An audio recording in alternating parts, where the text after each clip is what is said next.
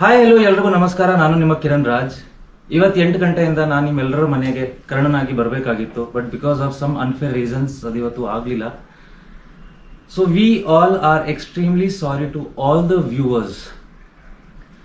ನೀವು ಕೊಟ್ಟಿದಂಥ ರೆಸ್ಪಾನ್ಸ್, ನೀವು ತೋರಿಸಿದ ಪ್ರೀತಿ, ಅದನ್ನ ನೋಡಿ ನಾವು ಕೂಡ ಇವನ್ ಬ್ಯೂಟಿಫುಲ್ ಪ್ರಾಜೆಕ್ಟ್ನ ನಿಮಗೆ ಪ್ರೆಸೆಂಟ್ ಮಾಡಬೇಕು ಅಂತ ಅಷ್ಟೇ ಎಕ್ಸೈಟ್ಮೆಂಟ್ ಇಂದ ಕಾಯ್ತಾ ಇದ್ವಿ.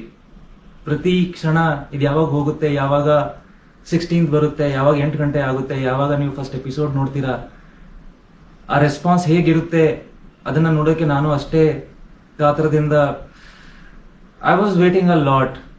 ಒಂದು 2 years ಆದ್ಮೇಲೆ ನಿಮ್ ಎಲ್ಲರ ಮುಂದೆ, ನಿಮ್ ಎಲ್ಲರ ಮನೆಗೆ ಕರ್ಣನಾಗಿ ಬರೋದಕ್ಕೆ I was very excited. But ನನಗೆ ಗೊತ್ತಿರೋ ಇನ್ಫಾರ್ಮೇಶನ್ ಪ್ರಕಾರ ಏನೋ ಲೀಗಲ್ ಕಾಂಪ್ಲಿಕೇಶನ್ಸ್ ಆಗಿದೆ. We are trying to come out of it. ಆದಷ್ಟು ಬೇಗ ವಿ ವಿಲ್ ಕಮ್. ತಡ ಆಗ್ಬೋದು, ಬಟ್ ಖಂಡಿತವಾಗ್ಲೂ ಬಂದೇ ಬರ್ತೀವಿ. All I want to ask you is for some more time and more support at this time. ಇದೇ ಟೈಮಲ್ಲಿ ಆಗ್ಬಾರ್ದಾಗಿತ್ತು, ಬಟ್ ಪ್ರತಿಯೊಂದು ನಮ್ಮ ಕೈಲಿ ಇರಲ್ಲ.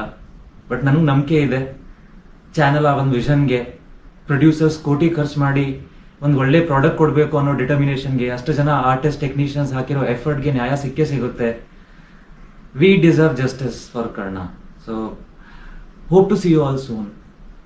Thank you.